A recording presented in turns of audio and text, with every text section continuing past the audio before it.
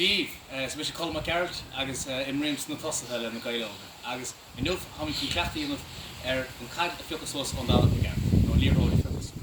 So then we came or came, was I do was not some machos clay. So I'm a shoe sauce cookie for machos gas. The fashion machos gas. Dear piece needs for the non Liathróid hay. From home cheese, let me go all off. I would kick all on Liathróid stack. And some carrying stack the gas mouth. So generation in ish, I care fadly cake.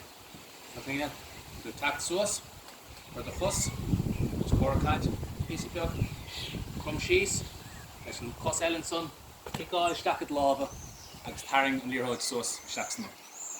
So, I'm with sauce, I just direct mashing. Give me on diving in shape.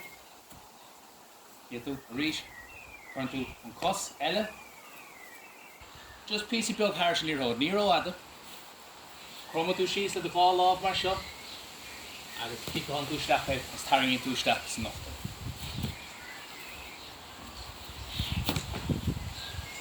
So, didn't realize you cost that initially.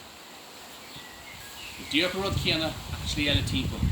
So when ritzels come in machos clay, deer sauce piece already, crumb cheese, Liathróid expression. That's topic. Machine. Ish.